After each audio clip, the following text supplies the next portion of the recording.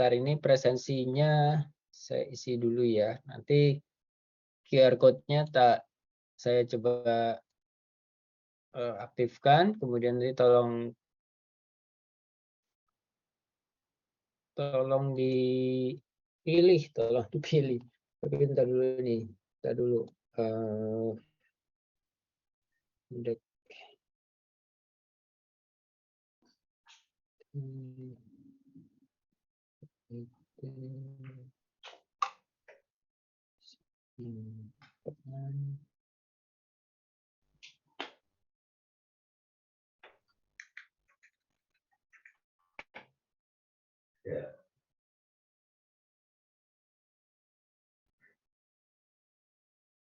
Loh, kok udah bisa langsung hadir? Udah pada presensi ya? Belum, Pak. Belum, Pak. Kok 7? Oke, silakan.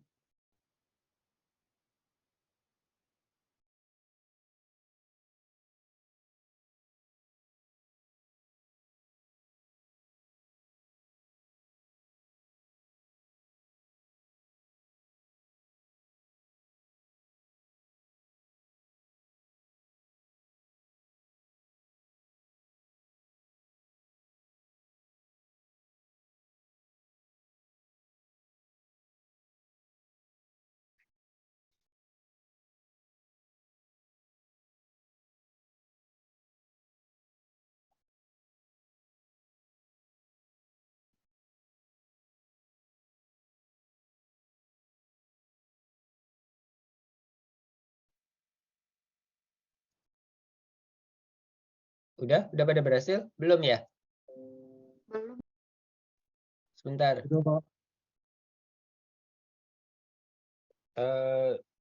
Yang belum Faruk, memang Faruk belum hadir. Septi juga belum. Yang lainnya udah berhasil. Septi, oh memang belum hadir ya? Oke.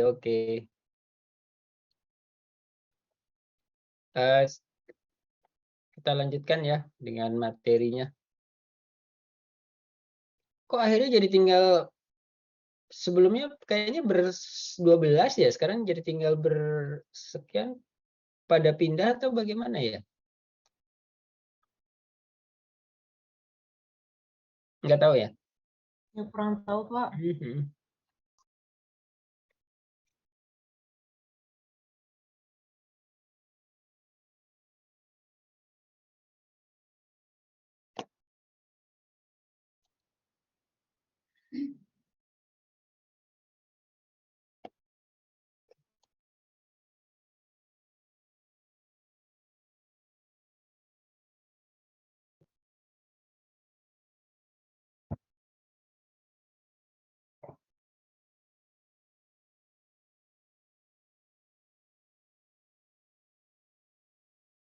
Loh, tadi udah betul ya? Ini shift kan ya? Shift 1A atau OFT? Iya, shift 1A ya, betul. Sebentar, saya cek dulu ininya, apa namanya, kelas kuliah.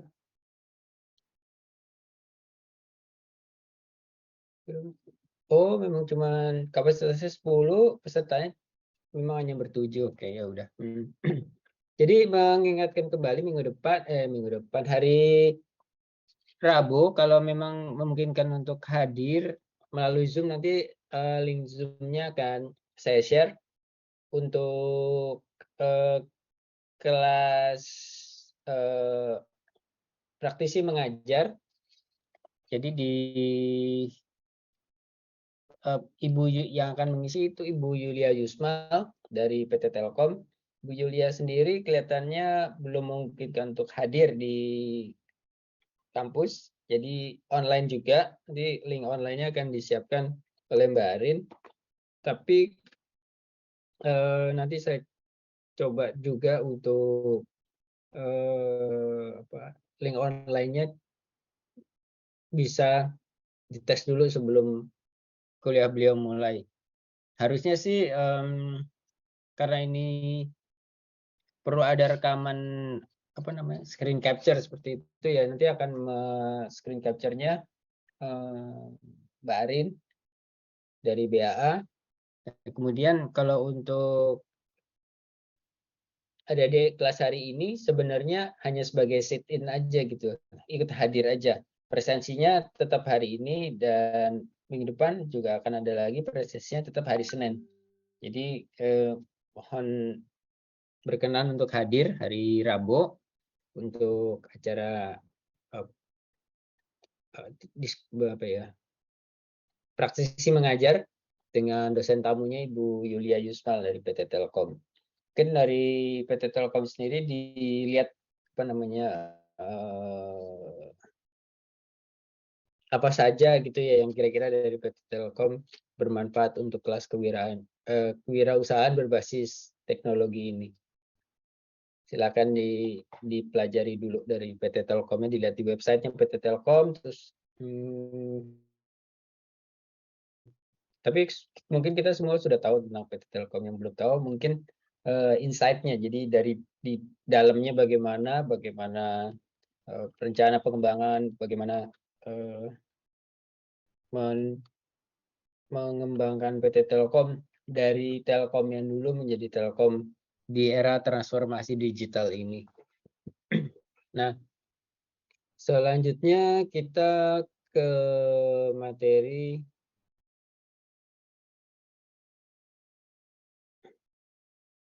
udah tadi ya.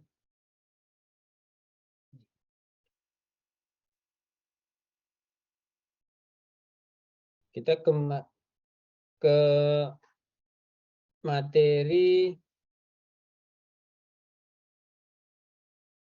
kemarin, penjelasannya sudah tentang bisnis model kanvas dan lean kanvas kalau nggak salah ya. Di mana penjelasan yang kemarin itu lebih ke setelah materi ini saya lampirkan sebagai assignment, tapi sebenarnya assignment-nya dikerjain dong, ini nanti dibuat ya. Assignment-nya itu untuk membaca aja. Jadi kalau udah itu di screenshot, dicoba sudah baca ini, sudah baca ini, sudah baca ini, di screenshot terus di submit gitu. Jadi nggak susah ya. Nanti dicoba ya untuk dibuat tugasnya. Ini tugas minggu lalu, tapi mungkin udah terlambat. Time assignment is submit aja. Tapi pada intinya kemarin penjelasannya cukup jelas nggak ya?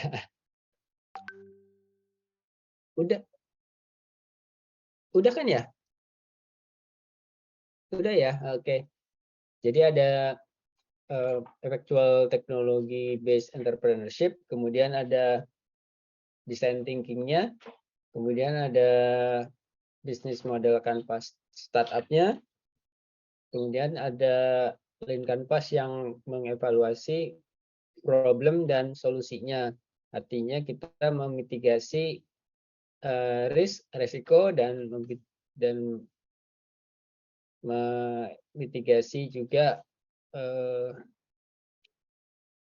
uncertainty-nya, ketidakpastiannya ya kalau di ini. Nah, tugasnya yang sekarang itu harapannya sih kalau kita bertujuh nih, kalau dibagi tetap dibagi dua kelompok gitu ya. Kalau nggak dibagi dua kelompok bertujuh kebanyakan.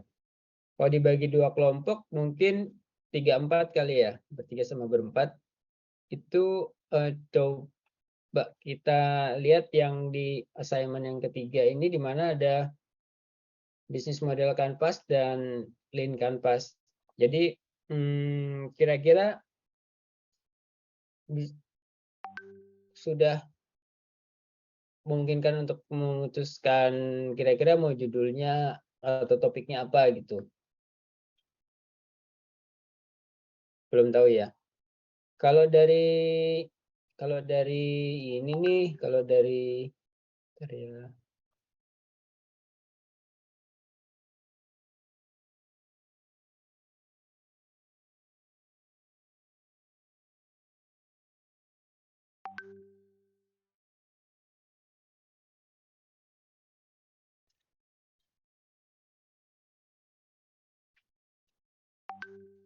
Bentar dulu ya.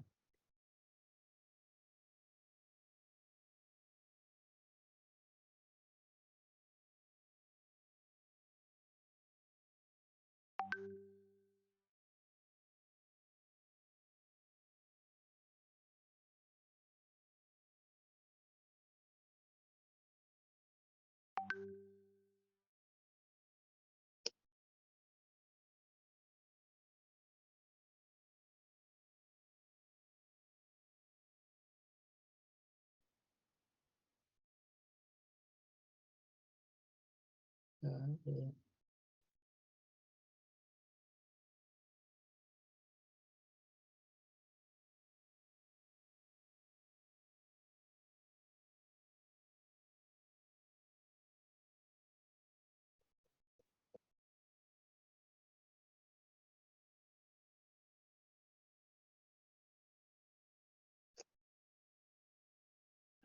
Sih.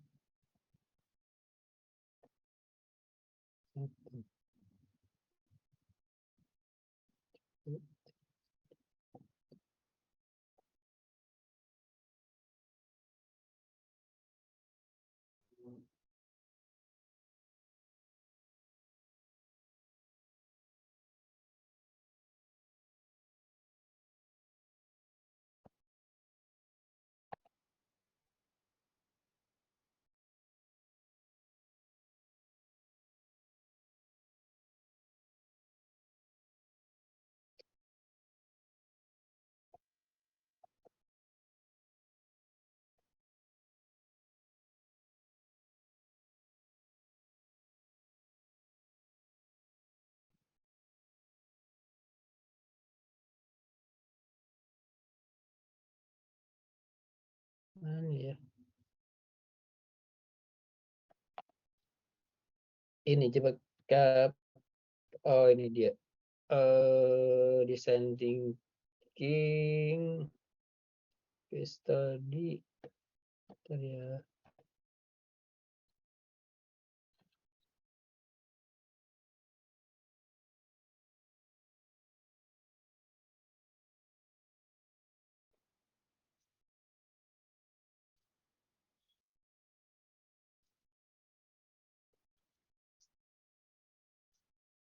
Ini kemarin udah ya yang penjelasannya mulai dari empati, define, idea, terus prototype, test udah ya? Udah, Pak. Udah kan ya? Udah, Pak. Jadi kalau dari mungkin materi pertama kali ini.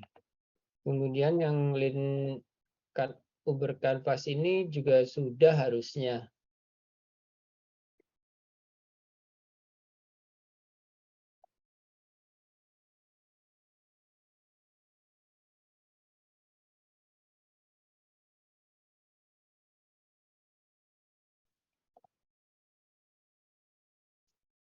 Jadi kita melihat contoh dari sekarang namanya multi-billion startup ya, tapi dulunya mungkin pada saat mulainya ya dengan segala pengorbanannya, tapi mereka punya visi gitu, mereka punya visi. Contohnya antara Google dan Airbnb, yang lain-lainnya yang cepat populer gitu Facebook ya. Kemudian YouTube agak lama setelah orang mulai merasa nyaman menggunakan YouTube, mulai mengupload Vevo dan lain-lain. Vevo artinya musik-musik rekaman asli dari dari recordernya, misalnya dari Tower Record atau dari mana itu Sony. Nah kemudian si Amazon setelah sekian lama mengumpulkan database untuk jualan buku, pengiriman buku dan lain-lain, jualan buku online, akhirnya Amazon melakukan terobosan dengan membuat Amazon ini ya, web server ya. Jadi melayani untuk kebutuhan transaksi online. Nah,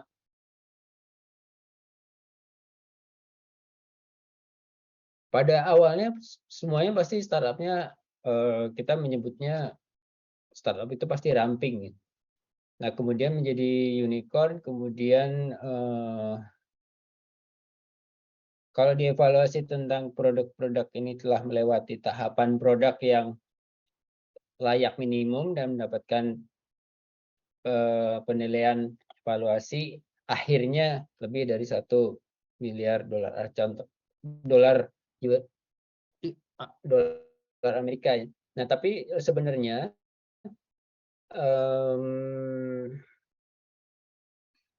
yang perlu kita evaluasi ini adalah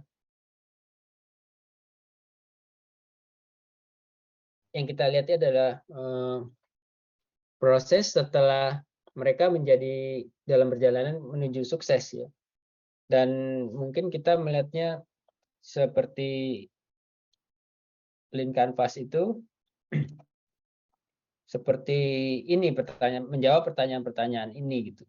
Ya, menjawab munculnya Lean Startup, kemudian apa itu Lean Canvas, terus kemudian 5 perusahaan rintisan multimiliar dan contoh Lean Canvas mereka. Ya, tadi 1 Google, 2 Facebook, YouTube, Amazon, dan Airbnb. Bagaimana yang lain lagi, startup yang lain menggunakan Lean Canvas untuk pengembangan produknya. Jadi mungkin kita kemarin sudah bisa membayangkan bahwa dengan menggunakan Lean Canvas, dari customer segmennya kita langsung pinpoint problem yang muncul apa aja gitu ya. Kita langsung problem yang muncul apa aja dan solusinya bagaimana. Jadi kata kuncinya dari Lean Canvas itu adalah dari Lean bisnis Lean ini atau Lean yang kita kemudian tempatkan di dalam kotak-kotak yang kita sebut sebagai kanvas itu pada prinsipnya memitigasi resiko dan memitigasi ketidakpastiannya. Jadi untuk memitigasi resikonya kita mengambil atau mengevaluasi dari customer-nya. Ya, tentu saja kalau mengevaluasi dari customer-nya biasanya di tahapan dari design thinking itu kan tadi apa? Empati, terus ideate, kemudian prototyping, ya, kemudian testing. Nah, pada saat tahapan prototyping dan testing ini sudah ada customer segmennya sudah diberikan sampling gitu. Sudah diberikan sampling. Jadi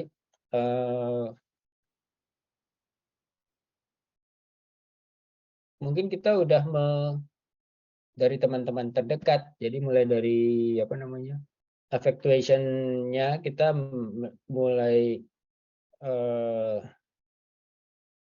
bukan menjual, menawarkan produk kita ke jejaring kita. Itu bisa teman, bisa keluarga yang berada di jejaring kita. Nah, dari jejaring kita itu kemungkinan akan menjadi customer segmen kita dan keluhan-keluhan kalau dari tes model kita itu menjadi masukan untuk Lean Canvas kita, gitu ya. Jadi mungkin nih kalau kita bertujuh nih ya, kita bertujuh, sekarang kita masih berenam ya. Malah cuma berempat. Mana sih, maaf. Berenam ya, kita cuma berenam. Si siapa namanya? Faruk nggak masuk ya.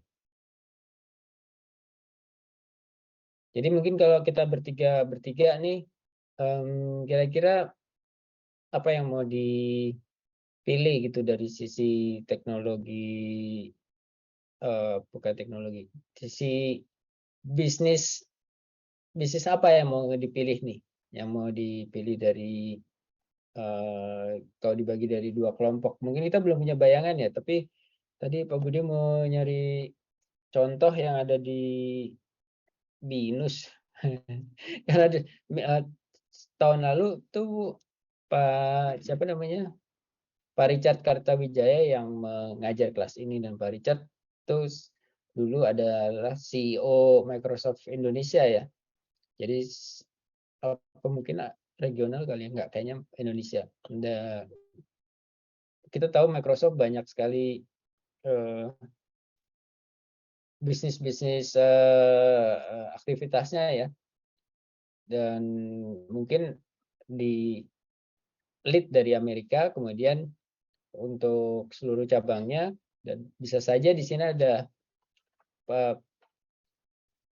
bisnis-bisnis yang unik gitu, ada bisnis-bisnis yang baru yang kita sebelumnya belum kebayang, tapi ini bisa menjadi terobosan seperti pada awalnya Silicon Valley dulu dibuat gitu. Jadi kalau kita melihat sejarahnya Stanford, mungkin kita bicara tentang produksi chip gitu ya. Nah, setelah ada produksi chip, kenapa kok produksi chip di situ di Silicon Valley berkembang sementara di tempat lain tidak gitu kan? Apa yang ada divisinya para peneliti chip ini, pembuat chip ini di Silicon Valley.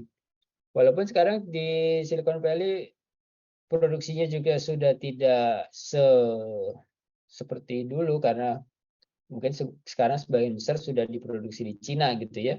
Tapi untuk yang masih teknologi terkini, yang masih state of the art, itu masih ada di Silicon Valley. Jadi yang sudah diproduksi massal mungkin bisa dicari di tempat negara lain yang lebih murah. Tapi kalau untuk yang masih konten teknologinya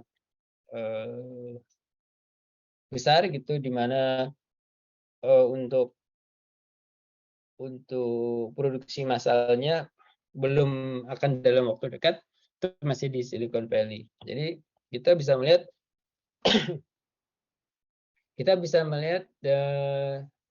risiko, evaluasi risiko dan evaluasi uncertainty-nya untuk produk-produk yang masih prototyping, itu bukan prototype, yang masih dalam tahap prototyping dan tes, itu pertama risikonya, analisa risikonya, risiko kegagalannya masih lebih besar daripada yang sudah diproduksi massal.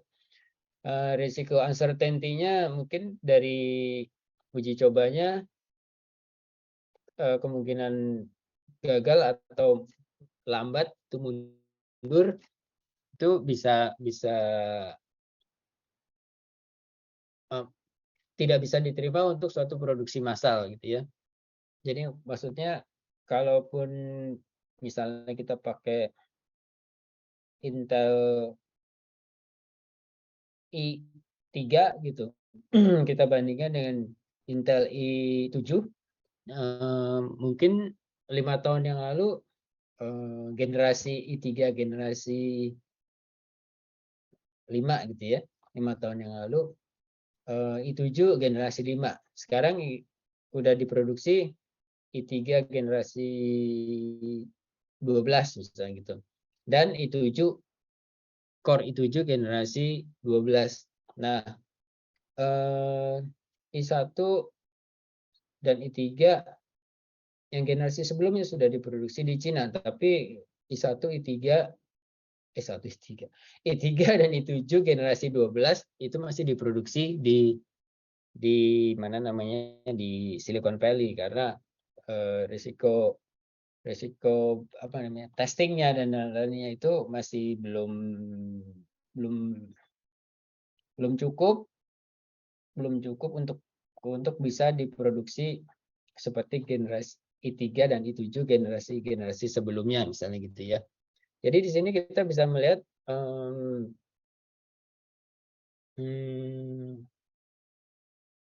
walaupun orang sudah percaya dengan i3 dan i7, tapi mereka nggak paham, mungkin mereka paham, tapi mereka nggak merasa ini bedanya generasi 5 sama generasi 12 apa ya gitu ya.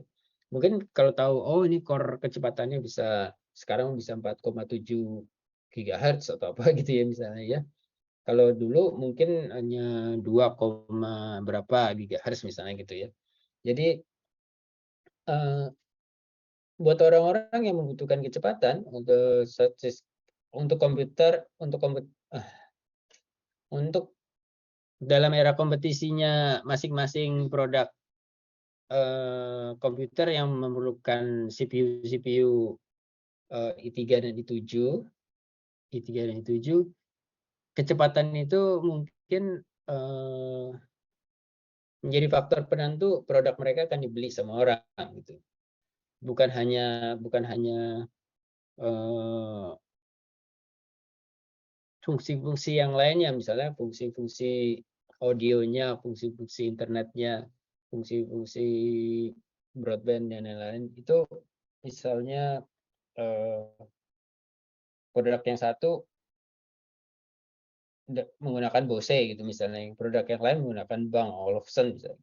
Nah, tapi mungkin i3 generasi keberapa dan i7 generasi berapa, generasi ke-12 maksudnya, generasi sebelum ke-12 itu belum tentu bisa mengikuti kecepatan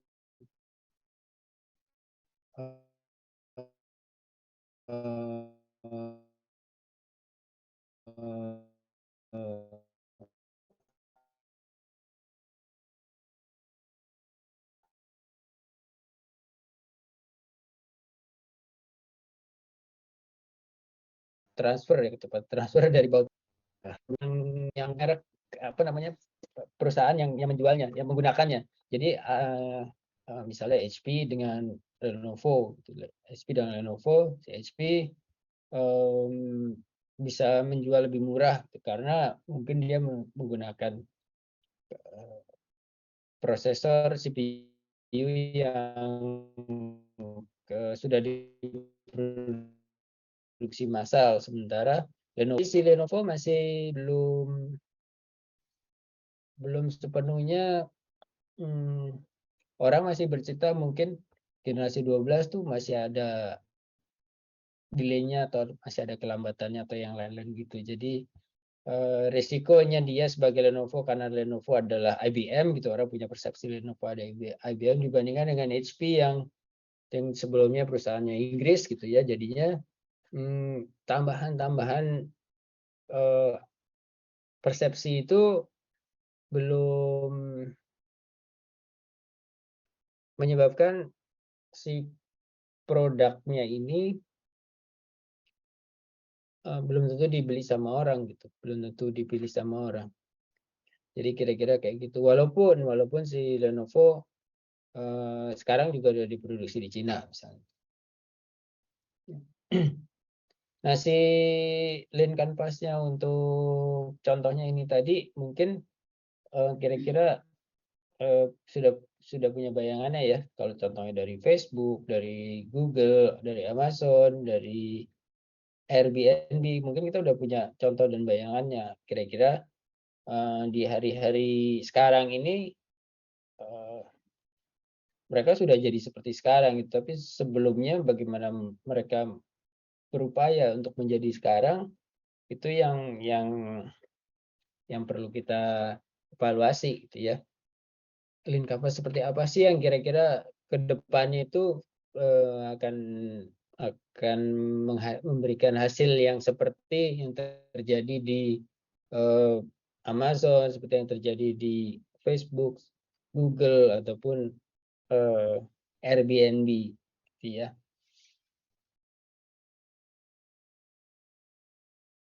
Nah, ini ada kata penting sebenarnya. Saat ini template Lean Canvas sangat diminati di kalangan pengusaha. Salah satu pendiri LearnMetric menyebutnya sebagai alat yang brilian, dan CEO Branch and Budget menekankan kegunaan yang lebih baik dibandingkan dengan rencana bisnis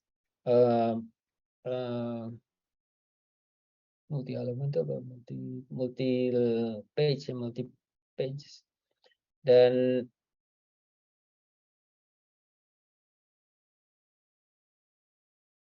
Dan di sini juga kalau dulu Jeff Bezos dan pendiri Stephen Chang, pendiri apa itu nggak tahu tadi, sudah menggunakan Lean Canvas ini, kira-kira mereka akan sukses lebih cepat atau bagaimana gitu? Ini yang akan coba dibahas di sini, gitu ya. Jadi materinya ini saya share aja deh di mana nih, di Big ya. Materinya saya share di Big. Bentar ya. Nanti silakan di-download aja dulu di Big. Terus saya coba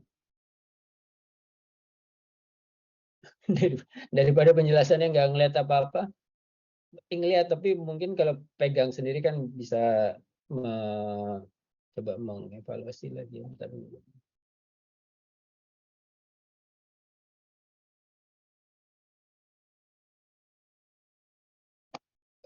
Oh, belum.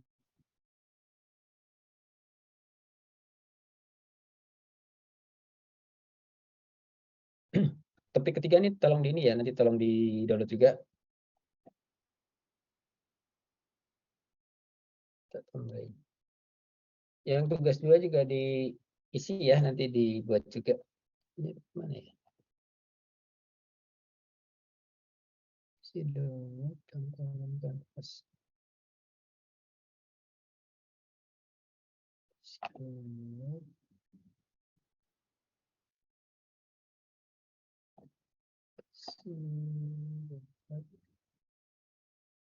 Contoh kanvas.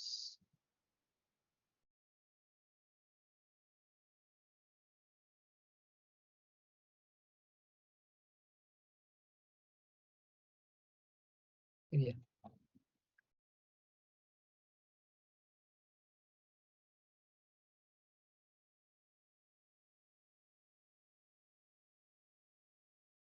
Aduh.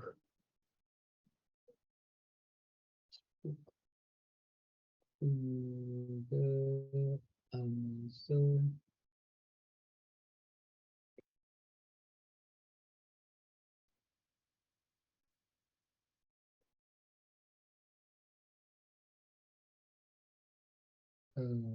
Salah tadi.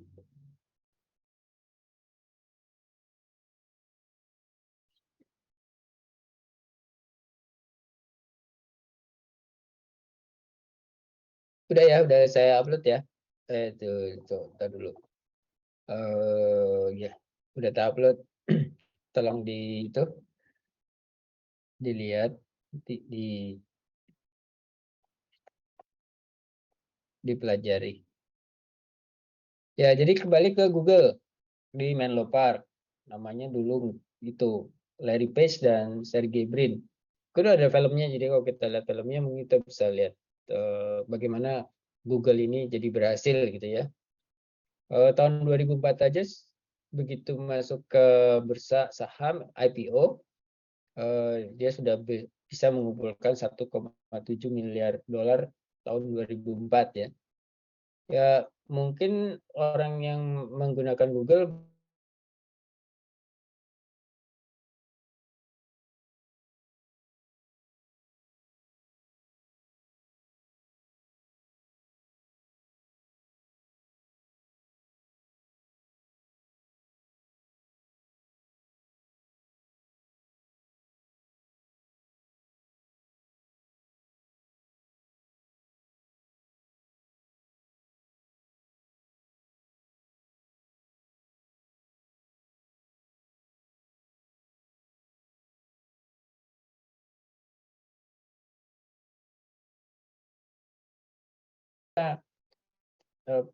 menganggap bahwa diberikan gratis kok, kita aman aja, gak usah apa namanya, gak usah khawatir kalau tiba-tiba nanti sama Google semuanya dilarang dan dihapus, data-data kita tidak bisa kita akses lagi. Nah, secara tidak langsung sebenarnya yang disasar oleh Google bukan itu. Yang disasar oleh Google adalah ya kalau ada mereka semuanya masuk ke server mereka, program yang bagus, program yang punya nilai ekonomi tinggi kalau dikembangkan lagi, kemudian source code-nya ya apa namanya, database-nya itu menyebabkan si Google sendiri sebenarnya data Google ini yang ada di server Google itu jadi diminati oleh para orang-orang yang menggunakan data itu sebagai database mereka, di mana data itu punya nilai ekonomi gitu. Misalnya kalau ada data kartu kredit gitu kan, data kartu kredit itu siapa nih orang-orangnya, daripada kita mencoba mengevaluasi masing-masing orang yang punya pemilik kredit card, itu kan lebih baik kita menggunakan data-data yang sudah ada, yang sudah diolah misalnya oleh si perusahaan kartu kreditnya itu sendiri gitu. Nah, di sini mungkin itu yang punya nilainya jauh lebih besar dibandingkan dengan hanya value-nya daripada perusahaan Google yang di IPO yang dijual seharga 1,7 miliar itu. Jadi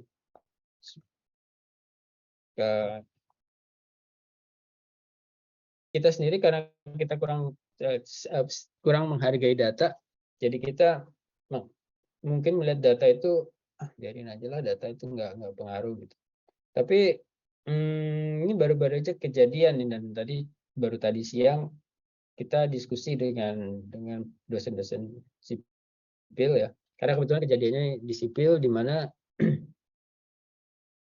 beberapa salah satu mahasiswa sipil ada yang pinjam uang online gitu. Jadi kan ada pilihan-pilihannya untuk pinjam uang online. Pilihan yang allow sama block itu loh.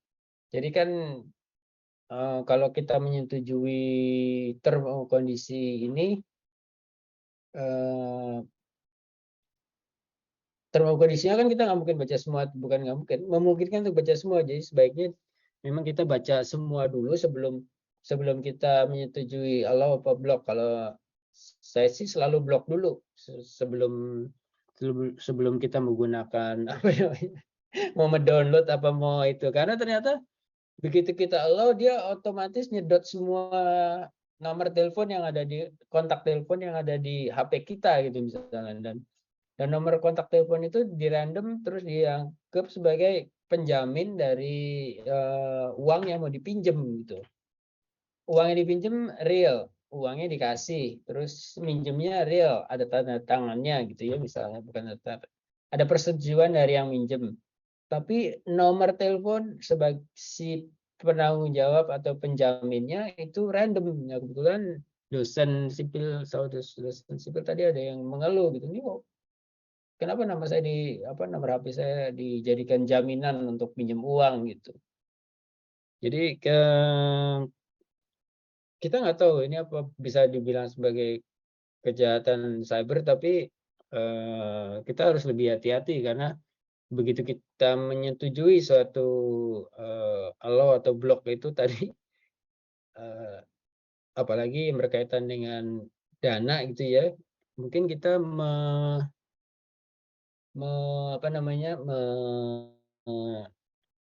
menyebabkan atau merugikan orang lain yang sebenarnya kita sendiri juga nggak tahu bahwa ternyata di dalam persetujuan kita itu membolehkan si yang menggunakan nomor kontak kita untuk mengekstraksi informasi dari HP atau server kita itu. Jadi kita harus lebih teliti, membaca semuanya dengan baik untuk mencegah hal-hal yang tadi baru kita bahas itu. Nah, jadi kalau kita melihat data itu tidak penting buat kelompok orang-orang itu tadi, data itu sangat mahal karena bisa dipakai untuk tadi itu, untuk sebagai penjaminan, bisa untuk ini, tanpa kita tahu bahwa sebenarnya kita sudah menyetujui sesuatu yang beresiko seperti itu gitu ya. Jadi mungkin kita harus lebih waspada terhadap data-data kita. Kadang-kadang kita menganggap mobile mobile banking itu aman-aman aja gitu. Nah, tapi kalau saya dari dulu berasumsi servernya ada di mana. Jadi kalau servernya ada di tempat yang kita benar-benar ketahui dan tidak ada dan ada proteksinya di situ, ada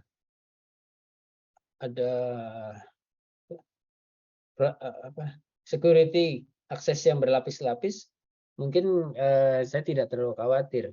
Tapi kalau kita tidak tahu servernya ada di mana, dibagi di mana, misalnya, oke disimpan di cloud gitu, cloud yang mana gitu yang menyimpan data-data kita. Dan sampai seberapa mudah orang mengakses data-data kita itu, makanya perlu menjadi perhatian kita, karena kita tidak kurang memperhatikan, mengapresiasi data ya. Jadi yang membuat data itu, yang membuat penawaran yang seolah-olah hanya itu saja, padahal di dalamnya ada upaya-upaya lain untuk mengkoleksi data-data yang ada di kontak kita. Itu mungkin kita harus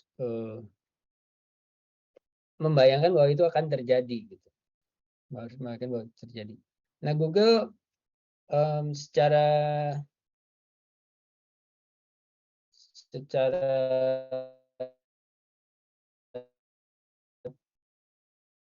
cuma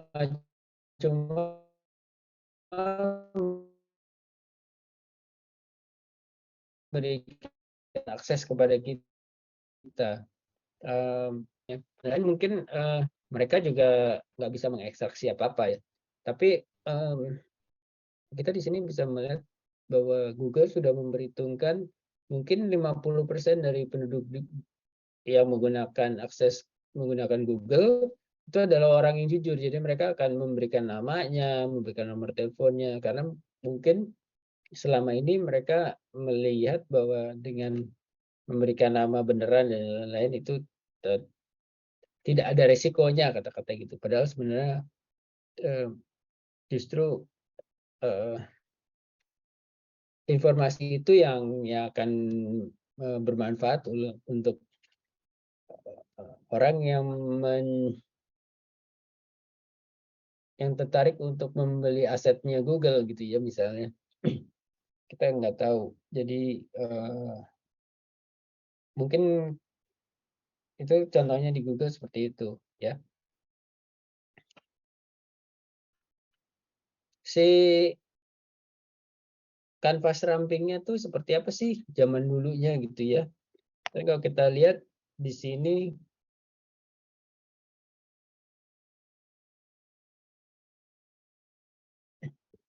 Google, kita lihat customer segmentnya pengguna web. Problemnya, ini mungkin problemnya masih berkaitan dengan search engine ya. Kemudian dari search engine itu pada saat itu susah nemuin apa yang ingin kita cari gitu. Sehingga kalau zaman dulu kita masih menggunakan Yahoo, menggunakan Alta Vista, menggunakan Excite, menggunakan yang lain-lain gitu. Jadi Google belum sepenuhnya dipercaya untuk menjadi default atau satu-satunya search engine untuk kita gitu. Berbeda dengan sekarang ya, berbeda dengan sekarang. Nah, solusinya mungkin Google mengembangkan teknologi yang tadi itu, yang tadi yang nggak ketemu jadi sekarang relevan dan bisa ditemukan. Tadinya susah untuk menemukan apa yang kita perlukan, sekarang jadi lebih mudah ya. Nah, kemudian customer segmentnya, si Sergey Brin itu kalau nggak salah dia mahasiswa Stanford, jadi dia bukan si Sergey Brin, si Facebook ya, dia naksir sama teman wanitanya, tapi dia nggak berani bilang, dia hanya bisa bisa memonitor yang dia sukain itu ke teman-temannya dengan aktivitas teman-temannya. Jadi, oh temannya posting ada fotonya dia, terus teman yang lain posting ada foto gadis yang dia sukai itu di lingkungan Stanford student. Jadinya si early adopternya untuk customernya itu pengguna awalnya itu ya mahasiswa Stanford gitu ya di lingkungan mahasiswa. Itu Facebook ya. Oh, sekarang Google juga mungkin sama karena mungkin customer pertamanya adalah teman-temannya sendiri. Kemudian key metricnya gimana sih search engine tuh cara bekerjanya?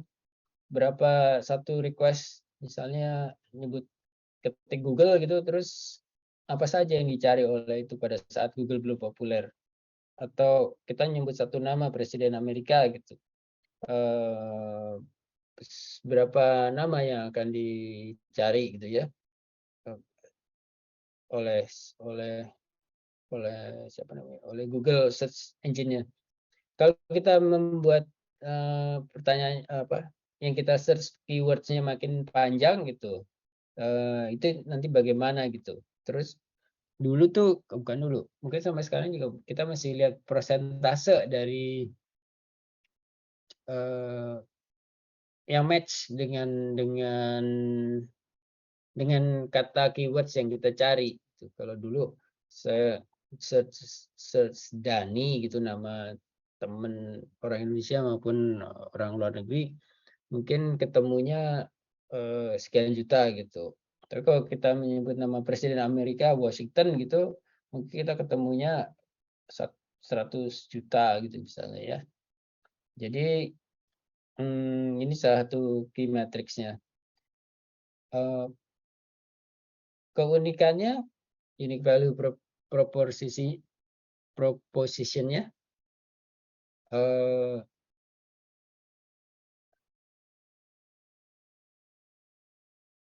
apa yang kita cari, kita masukin kata-kata yang kita nggak terlalu mengerti apa yang kita ketik, tapi itu muncul di satu tempat yang ingin kita cari. Memang ini artinya apa sih gitu ya. Ini bisa menemukan jawabannya ya. Jadi kompetitornya mungkin belum tentu bilang apa yang dicari di Yahoo atau Vista atau Excite, mungkin akan menjawab oh belum tentu bisa menemukan apa yang ingin dicari gitu ya. Terus kecepatannya tentu saja, kalau nyarinya lama banget gitu ya, mungkin kita juga udah nggak sabaran, mungkin kita lama-lama juga berhenti menggunakan layanannya itu. Nah, selanjutnya untuk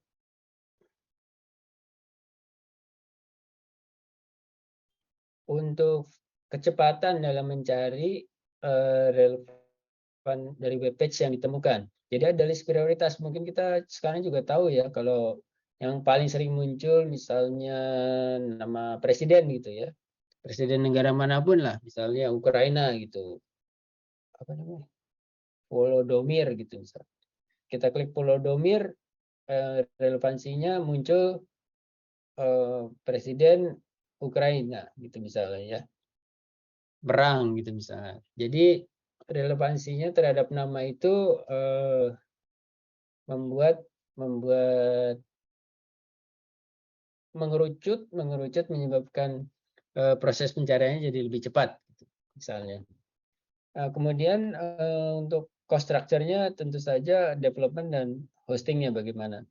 Terus kalau revenue stream-nya, kalau udah jadi IPO ya investasinya untuk bisa IPO. Terus kalau memang diperlukan bukan diperlukan, kita sering terganggu dengan begitu banyaknya iklan ya di Google kita. Nah, itu mereka semua berbayar tuh.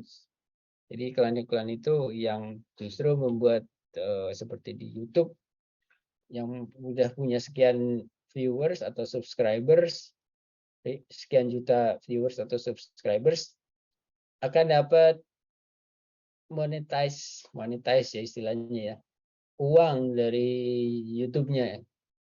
Mungkin yang lain-lain juga ada yang menggunakan, tapi untuk sementara yang sangat kelihatan sukses itu adalah yang menggunakan jasa YouTube misalnya untuk lagu-lagu atau untuk podcast-podcast.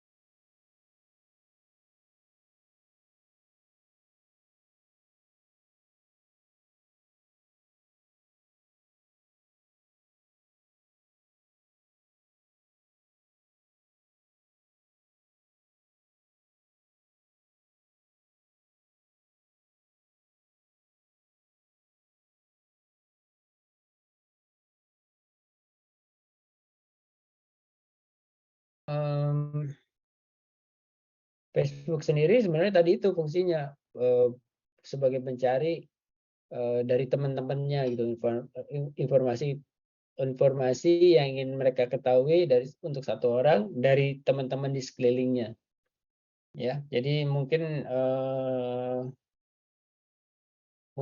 beberapa orang melihat Facebook kurang berguna, tapi untuk si Mark Zuckerberg ini ya dia kepengen memonitor teman-temannya melalui temannya itu gitu ya. Nah, selanjutnya ada lagi nanti dibaca sendiri ya. Selanjutnya ini Facebook, dilihat aja nanti problemnya apa. Customer segmentnya tadi hampir sama ya, college student sama student dari college yang lain. Paling cepat mungkin dari teman terdekatnya, jadi dari Harvard University-nya, Harvard University student gitu. Kemudian problemnya apa sih? Online networknya terbatas gitu di fungsi-fungsinya. Jadi dan kalau zaman dulu mungkin masih lebih berapa ya, masih text based gitu mungkin ya, sebelum ada grafik yang sebagus ini seperti sekarang. Internet grafiknya udah sebagus sekarang. Kalau zaman dulu mungkin masih text based, jadi nggak fun lah, cuma ngeliat hijau-hijau aja, teks-teks semua gitu ya. Jadi kalau ditambahkan gambar, ditambahkan video, kemudian fitur-fitur yang lain yang ngingetin kita ya, ini besok ulang tahunnya si ini loh, ini si ini udah ada rencana janji ngajak kita kemana gitu, itu jadi lebih menarik, jadi lebih, itu solusinya tadi itu apa dibuat fitur-fiturnya ditambah gitu ya.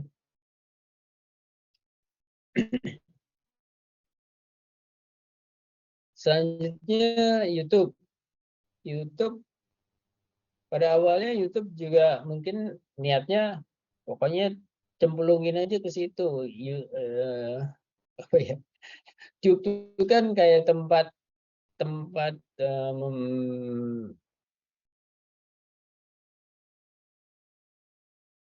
apa ya? Saluran gitu. Jadi kalau udah taruh di saluran aja, semua taruh di saluran aja, nanti orang-orang yang sama-sama ikut ke saluran, masuk di saluran itu bisa melihat semuanya gitu ya. Jadi si pembuatnya pun pada saat itu juga belum membayangkan YouTube menjadi seperti sekarang.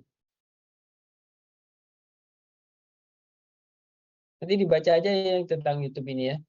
Kalau tentu saja pada saat itu mereka adalah yang pertama. Jadi misalnya customer segmentnya siapapun bisa menggunakan itu, kemudian lebih untuk ke amatir gitu ya, video-video amatir yang orang ingin eksis gitu, menggunakan YouTube-nya untuk memunculkan ya, mereka menyanyi, mereka mau pidato dan yang lain seperti itu ya. Nah, karena pada saat itu mungkin kecepatan atau teknologinya juga belum secepat sekarang, jadi belum ada layanan hosting video seperti saat itu, sehingga YouTube adalah satu-satunya tempat untuk yang bisa kita dapatkan untuk hosting video kita gitu ya. Kan enak tuh kita mau upload, klik upload your movie, udah upload, terus nanti kita tambahkan teksnya, kita tambahkan judulnya, kemudian ada pertanyaan apakah ini untuk anak kecil atau tidak gitu ya. Kita biasanya menjawab ya ini untuk anak kecil. Untuk anak kecil kita lebih nggak banyak pertanyaan, tapi kalau kita bilang enggak ini bukan buat anak kecil, pertanyaan-pertanyaan lain muncul ya. Nah kemudian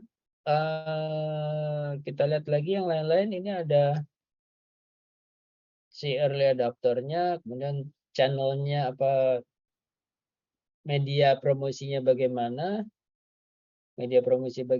kemudian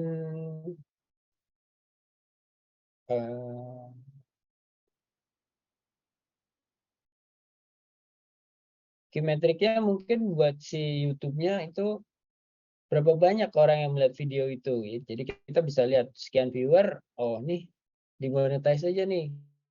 Jadi kalau misalnya ada orang mau masang iklan di mana? Saya mau dimasang iklan di video-video yang apa namanya, viewernya udah lebih dari 150.000 gitu misalnya ya.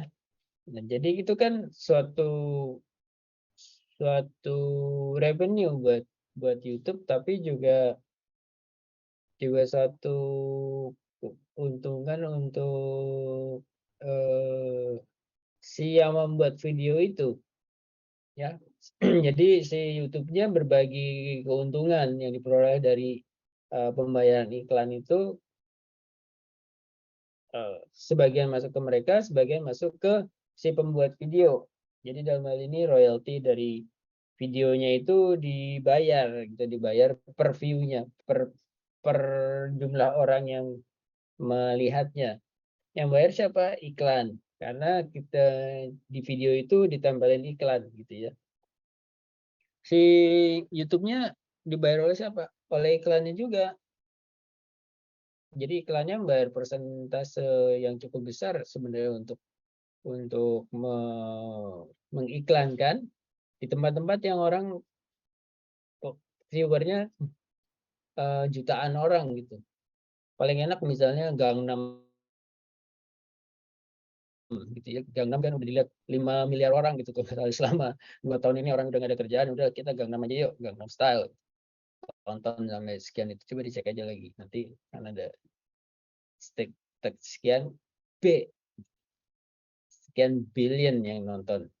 Ya, jadi si iklan kalau dia pasang di sekian billion itu kan otomatis dia bukan hanya jualan di negaranya sendiri, tapi seluruh dunia sampai pelosok ya, yang melihat video sekian juta, sekian billion itu. Tentu saja belum tentu sekian billion yang nonton, tapi paling tidak kalau yang melihat itu udah lebih dari 1 juta pada saat yang bersamaan, saat iklan itu di broadcast kan, itu sudah lumayan banget ya, sudah lumayan banget. Sekian juta viewer itu kan akumulatif ya, jadi mungkin pada saat yang bersamaan hanya yang nonton hanya sekitar ratusan ribu gitu. Tapi itu pun juga sudah luar biasa ya. Nah, jadi kita lanjutkan dengan Amazon ya.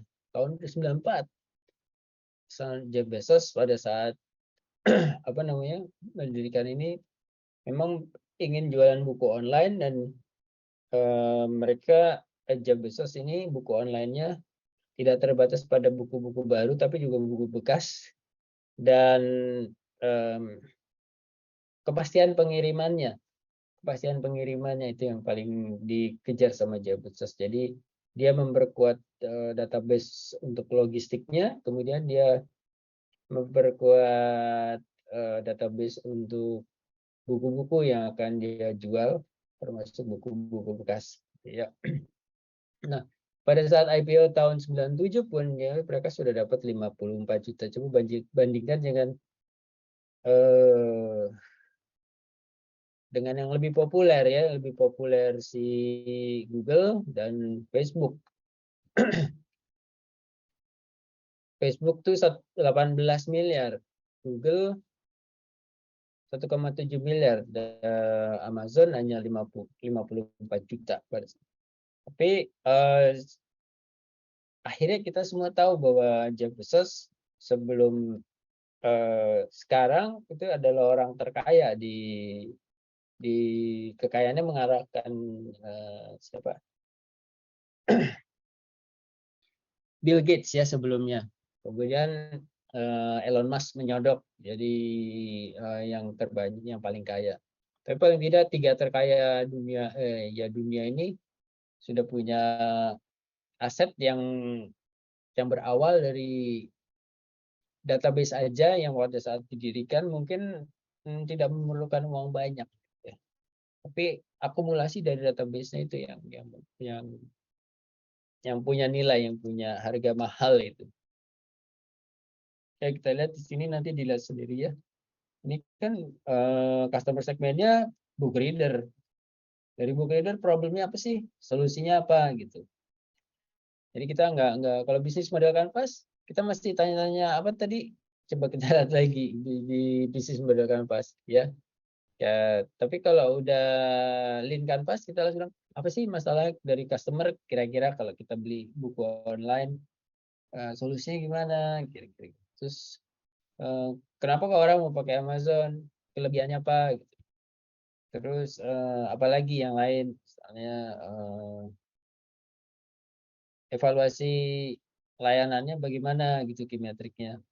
Kemudian untuk promosinya, channelnya, resellernya, cost structure-nya tentu saja untuk hosting atau servernya dan pengembangan websitenya dan operational cost dan payroll pembayarannya orang transaksinya menggunakan jasa apa. Kalau di sini kan menggunakan apa namanya itu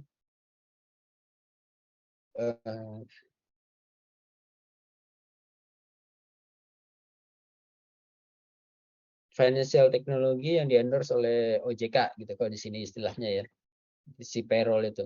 Jadi financial technology fintech perusahaan fintech yang sudah disetujui oleh OJK. Airbnb 2008 nama aslinya Bed and Breakfast. Dulu rumah-rumah yang yang dihuni oleh suami istri atau yang sudah tua gitu ya. Mereka punya kamar-kamar yang lama tidak dipergunakan karena mungkin anaknya sudah pindah menikah dan tinggal di tempat lain, juga mungkin cucu-cucunya juga jarang datang gitu ya. Akhirnya disewakan dan sebelumnya itu populer bed and breakfast itu untuk para backpacker dan kemudian apa akhirnya oleh Brian sama Joe ini dibuat sistem pemesanan online-nya, pemesanan online-nya. Nah, Airbnb ini pada saat masuk IPO pendanaan yang masuk sekitar 4,4 miliar dolar ya. Tapi memang ini pendanaan terakhir pada tahun 2018. Jadi ini nggak pasti juga nih. Total pendanaan itu apakah akumulasi jadi total 4,4 atau pada saat IPO deh ini enggak ini. Tapi kemungkinan sih pada saat pendanaan terakhir jadi totalnya sejumlah itu ya. Kita lihat nih Airbnb-nya nanti dilihat lagi sendiri problem solusinya, unique value-nya, unfair dari customer segmentnya, kemudian cost structure dan revenue stream-nya seperti itu ya.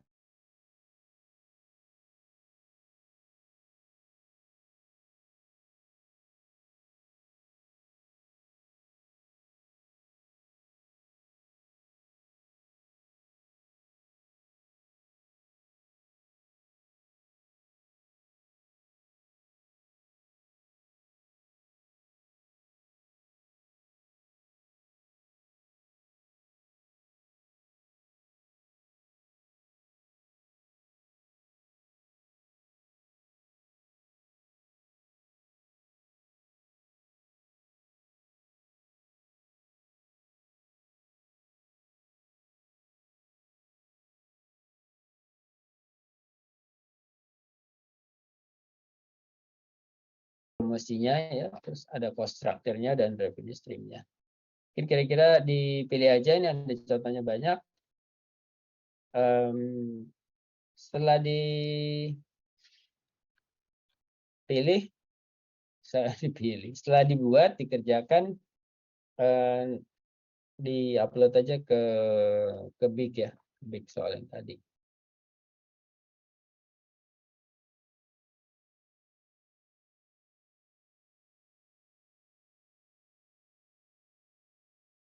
Kalau mau dibuat bisnis model kanvasnya, silakan aja. Tapi paling tidak, kalau kita ingin mendapatkan solusi yang lebih cepat, mungkin kita Lean Canvas ini jauh lebih berguna dibandingkan dengan bisnis model. Teorinya bisnis model Canvas itu ya seperti itu gitu. Ya lebih fundamental, lebih walaupun abstrak tapi uh,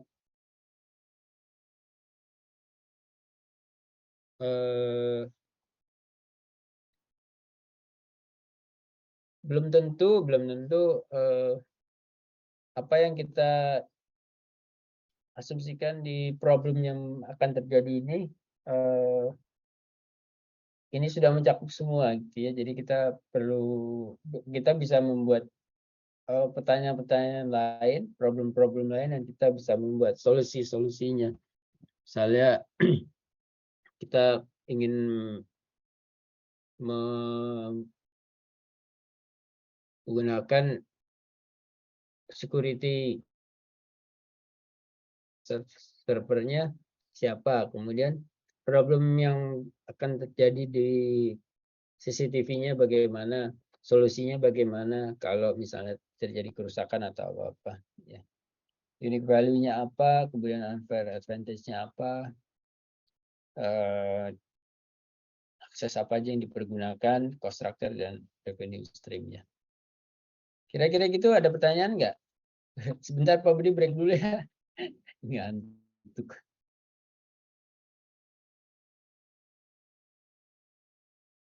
Ada pertanyaan nggak? Belum, Pak. Belum ya? Kita screenshot dulu ya. Boleh ya? Ada yang mau buka? Silakan dibuka dulu.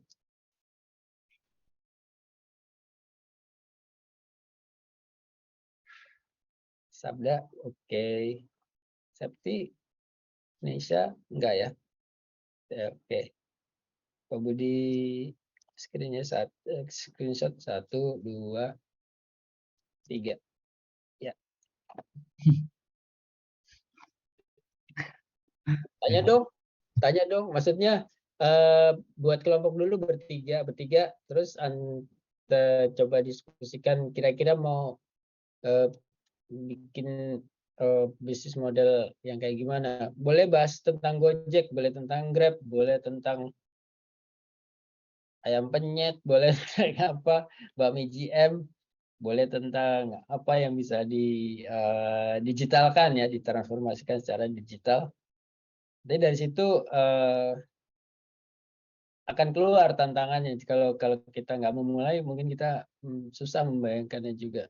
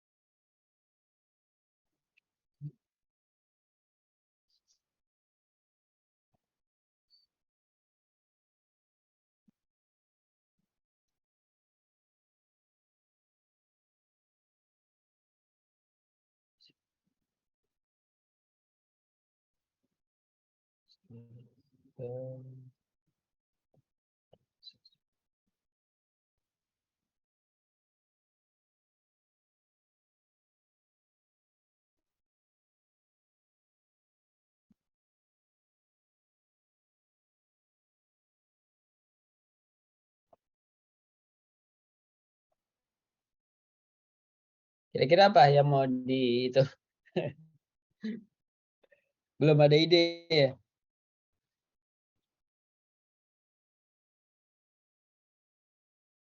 Mungkin David, Galuh, Nesya, terus Ulfa, Sabda sama Septi misalnya gitu.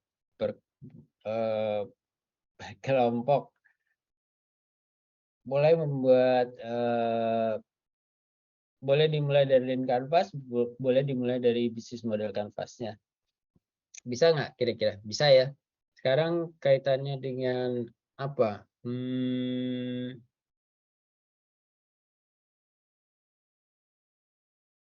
Jangan jualan bakso ya, soalnya jualan bakso kan sendirian.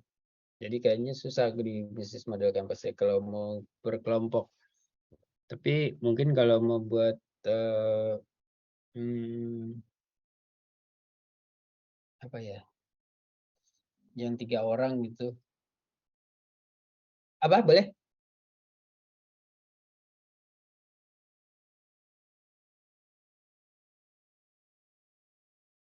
Boleh.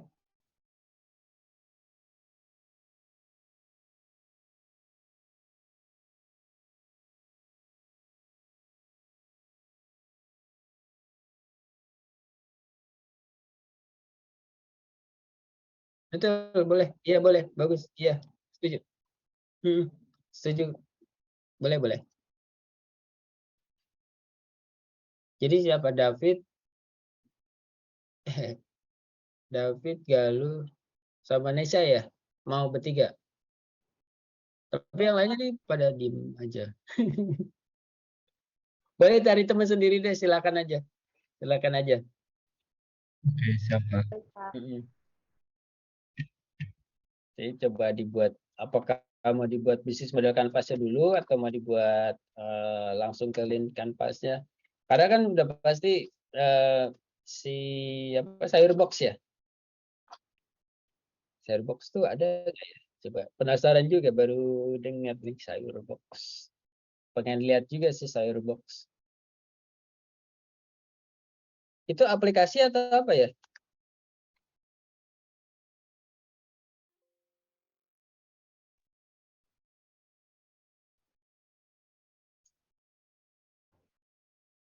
Kayak Oh ini ya, grocery store gitu, Pak. www.sayurbox.com ini ya. Detail tapi sayur, Pak. Menarik nih. Mungkin bisa dievaluasi juga si rantai pasoknya ya, karena kan si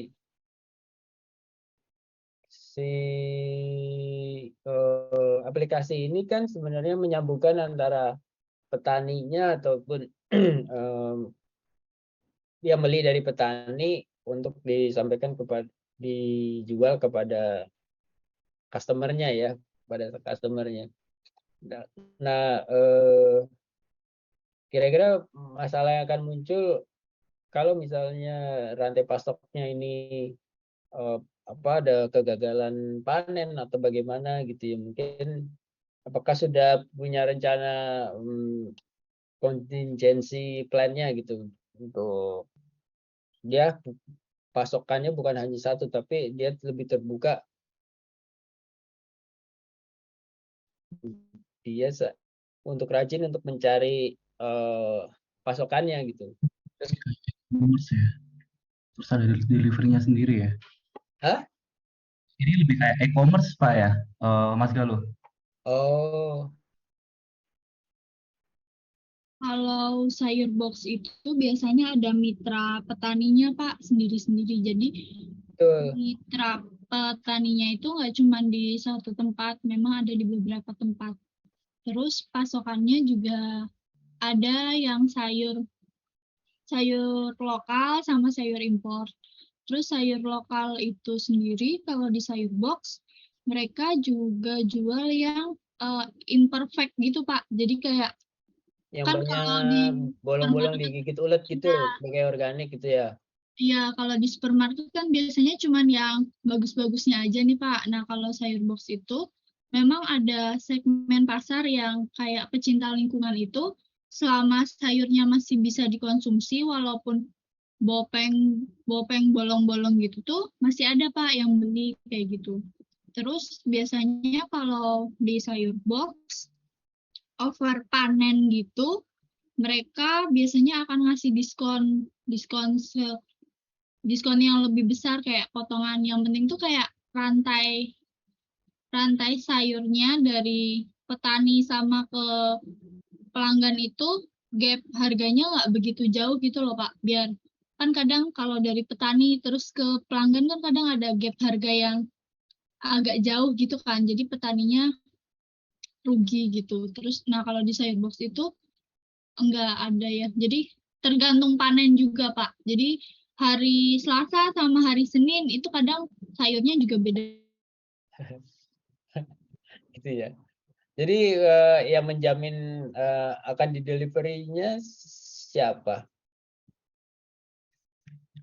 Iya, Misalnya kita sudah membeli, sudah membayar, kemudian pembayarannya itu masuk ke sayur box kan ya, tapi belum tentu sampai ke petaninya atau bagaimana. Nah itu bisa menjadi apa namanya, value proposition-nya atau channel-nya atau yang lain-lain gitu. Kemudian nanti kita mengevaluasi cost structure-nya apa saja gitu. Kemudian kita mengevaluasi revenue stream-nya juga. Terus kalau ada problem-problem tadi, dia rilis problemnya, solusinya bagaimana gitu. Bisa dibuat seperti itu nggak? Bisa ya? bisa Pak. Tentu saja belum tentu semuanya terjawab gitu. Karena apa namanya, kita belum pernah membeli langsung dari sayur box. Nanti mungkin kita perlu nyoba beli juga dari sayur box sih. Kira-kira trialnya, toh kita pergunakan juga ya kalau kita beli dari sayur box. Apa namanya? Kita akan memasak juga kalau memang yang kita beli itu cukup baik dan proses apa transaksinya lancar-lancar aja gitu. Tapi misalnya ada masalah gitu, ada masalah delivery-nya, kemudian pas delivery seperti apa, kemudian itu juga berguna untuk masukan kita untuk apa namanya itu, bukan di kanvas kita tapi di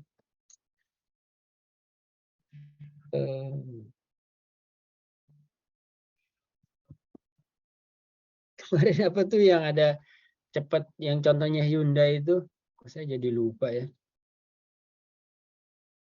Cepat responsif kalau ada kerusakan, kemudian itu bagian dari strategi marketingnya. Itu apa, saya di kelas ya waktu nyampeinnya ya. Apa enggak di kelas ini tapi di kelas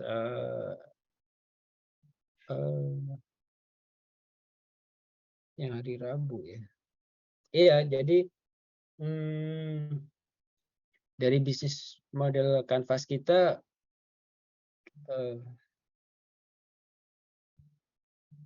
dulu Pak, saya lupa, benar-benar lupa.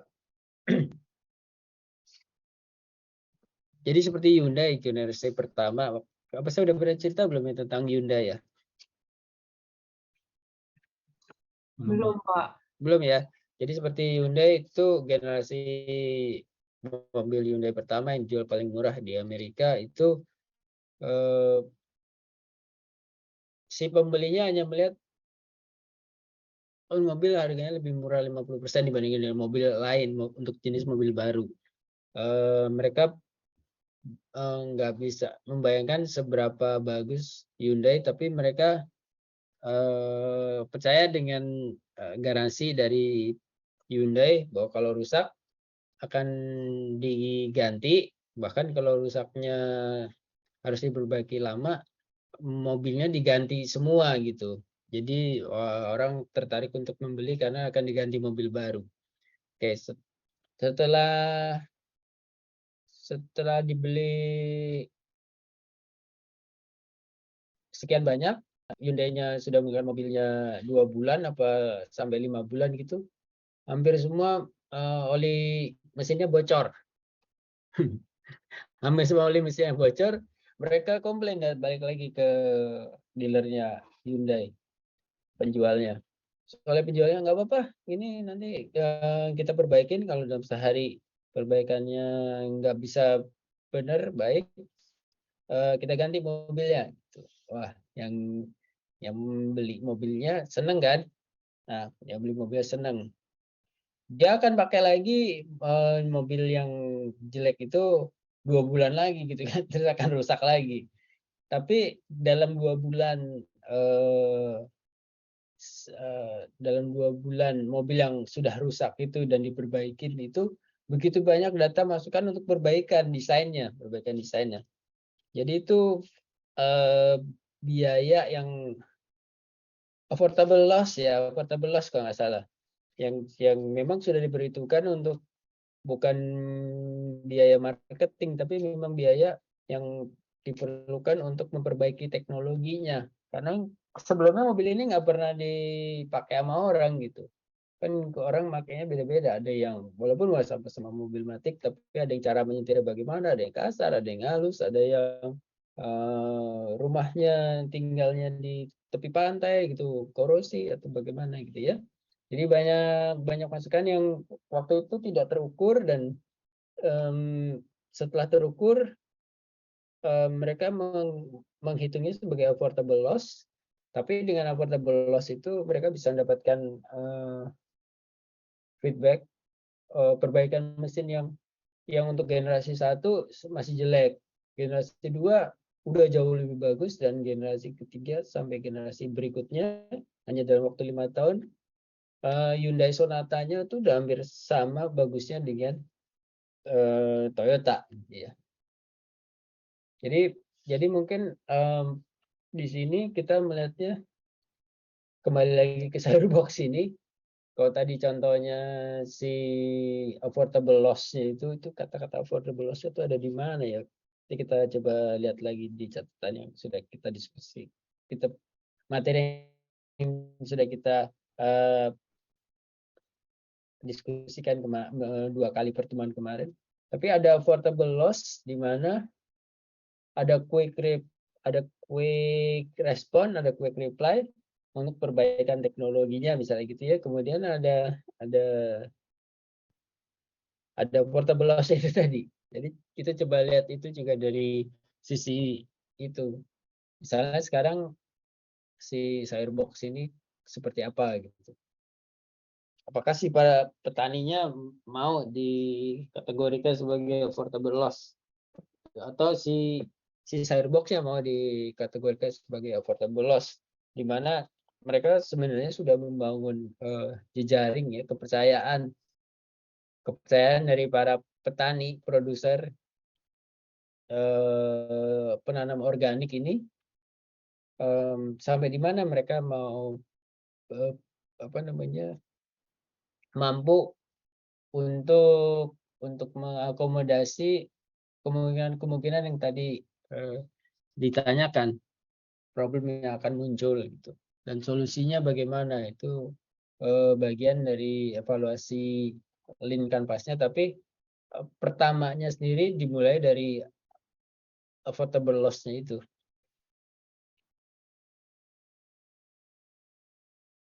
Saya menjelaskannya juga, misalnya komputer memberikan jaminan, toko-toko komputer yang menjual komputer misalnya Lenovo, HP, HP atau Asus gitu ya.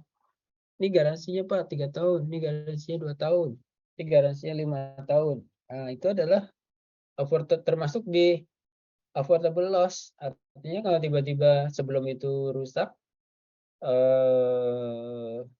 masih bisa diganti gitu kan. Dalam hal ini rugi kan si Lenovo-nya atau HP-nya. Belum waktunya rusak, dia udah rusak gitu.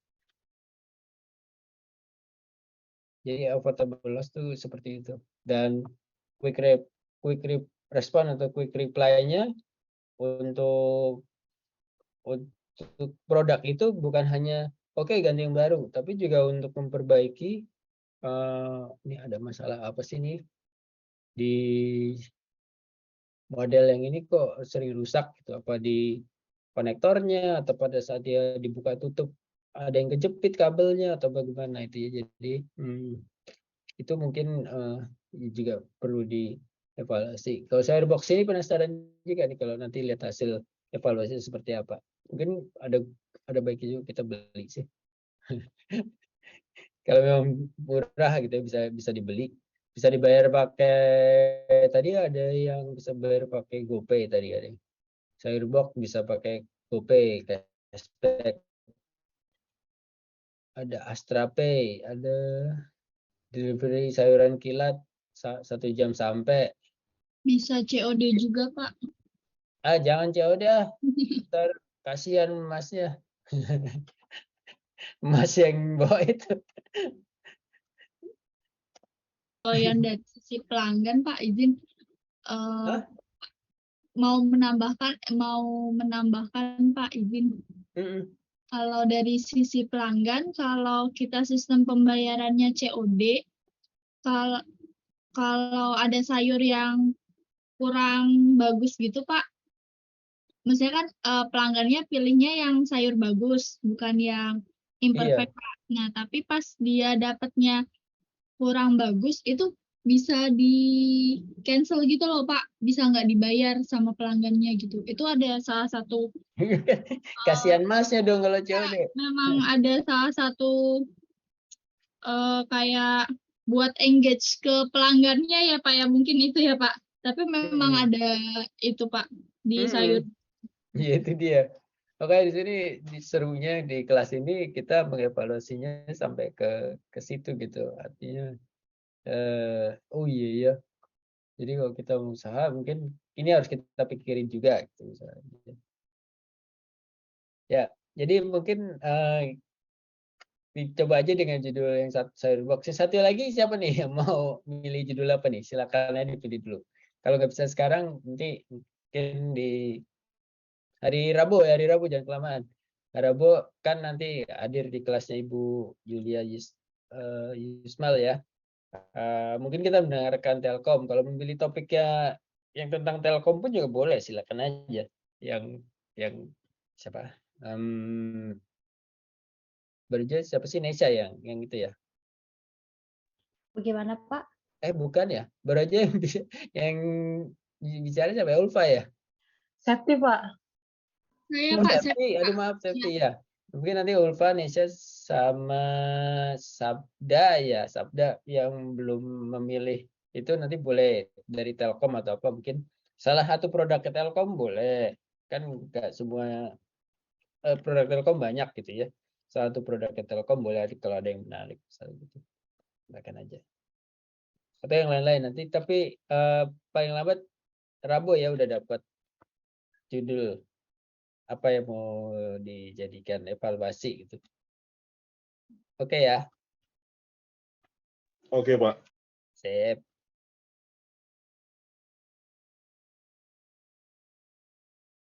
Ada lagi yang mau ditanyakan?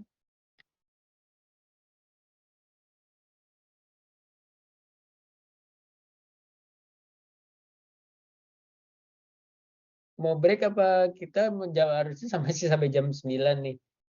Tapi kalau udah teler kalau mau istirahat kita cukupkan aja kelas sekarang juga boleh sih. Gimana? Ntar dulu ini takutnya ntar diperiksa lagi nih sama BA Pak kok kosong kelasnya gitu kayak tadi. Kelasnya udah saya jam 12 sudah sepi padahal kelasnya sampai 12.40. Videonya saya baru nyalain lagi apa namanya hybridnya. Harusnya nggak usah sih. Tapi ada satu mahasiswa yang kelas karyawan jadinya hybridnya baru saya nyalain setelah jam 12. Kosong. Takutnya di screen capture sama BA-nya. Ini kelasnya Pak Budi kosong nih. Gitu.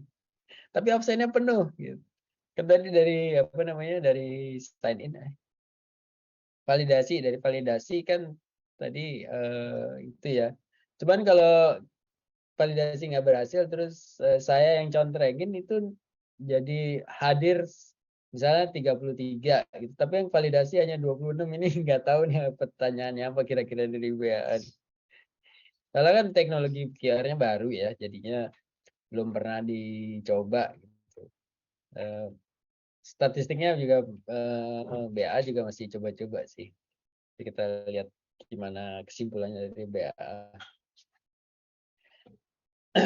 Gimana, masih ada yang mau ditanyakan atau kita cukupkan saja untuk kelas hari ini? Pak, untuk tugas yang pertama itu kan kita yang capture kata Bapak itu tadi ya. Iya. Berarti ada 3 tugas ya Pak. Yang pertama yang capture itu, terus yang kedua yang mana ya Pak? Yang di tunggu. Tunggu.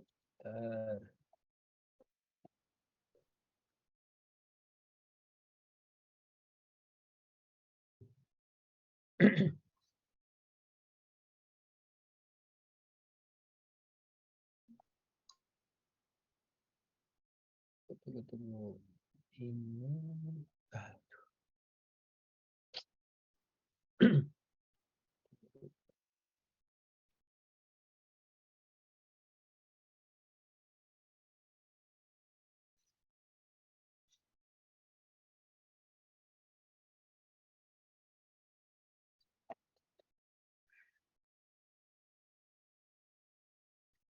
Topik pertama kan yang baca nih. Topik pertama reading assignment, capture aja udah dibaca ini, udah halaman pertama atau berapa, capture, terus ke halaman kedua capture, terus technopreneurship halaman keberapa, capture, judulnya juga boleh, yang penting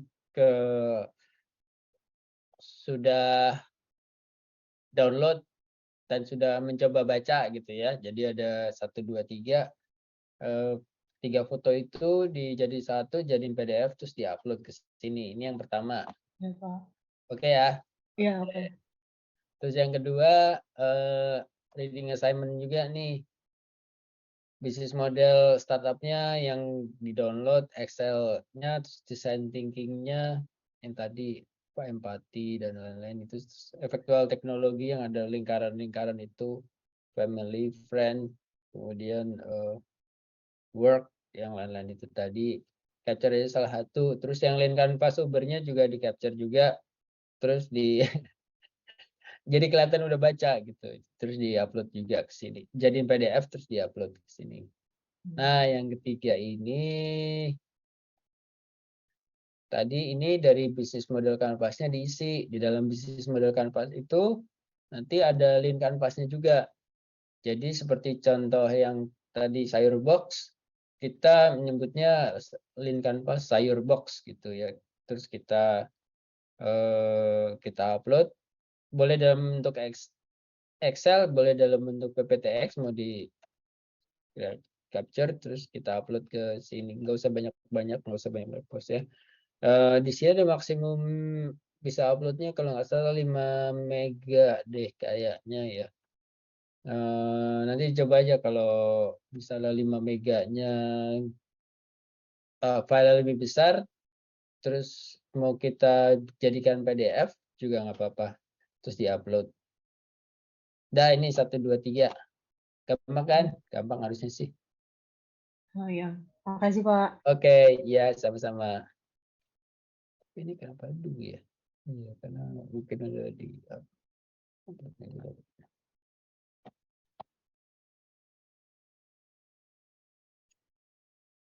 ada lagi.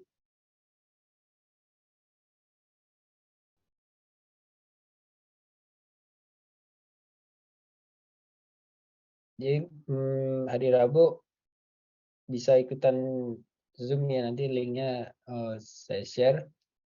Nanti kita mendengarkan Ibu Julia Yusmal. Mungkin karena waktunya 2,5 jam, lama juga ya. Mungkin Bu Julia juga menyampaikan materinya sebatas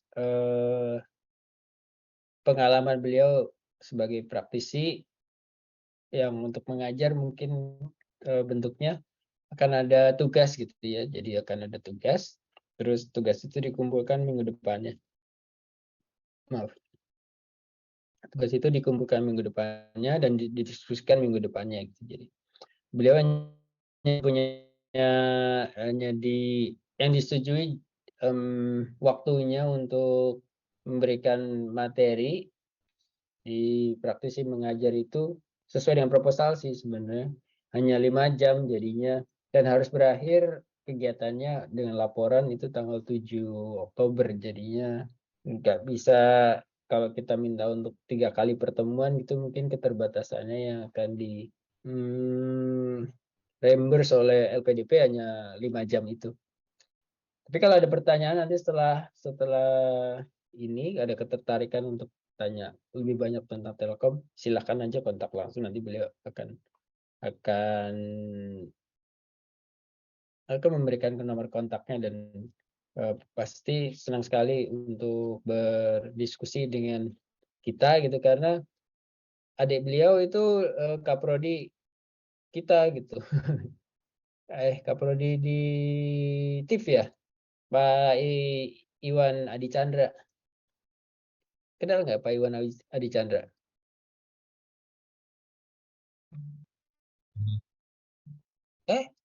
Nggak kenal sama Pak Iwan? Kaprodi TIF?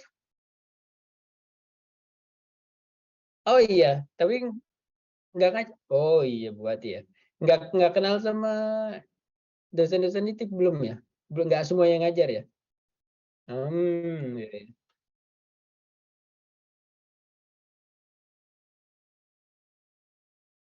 Oh, belum ya, belum ada lintas prodi ya. Oke. Ya, kebetulan Pak Iwan itu adiknya Ibu Yulia ini. Saya juga baru tahu tadi pas lagi ngobrol. Itu kakak saya, kakak kandung, bukan kakak ipar, kakak kandung. Nggak mirip ya? Lah, bukan soal nggak mirip, saya nggak tahu kalau namanya aja udah beda banget. Ya gitu. Ya udah, jadi nggak ada ini, mungkin udah pada ini juga ya. Mudah-mudahan yang saya sampaikan bermanfaat. Wabillahi taufiq wal hidayah. Wassalamualaikum warahmatullahi wabarakatuh. Waalaikumsalam. Ya. Makasih. Waalaikumsalam.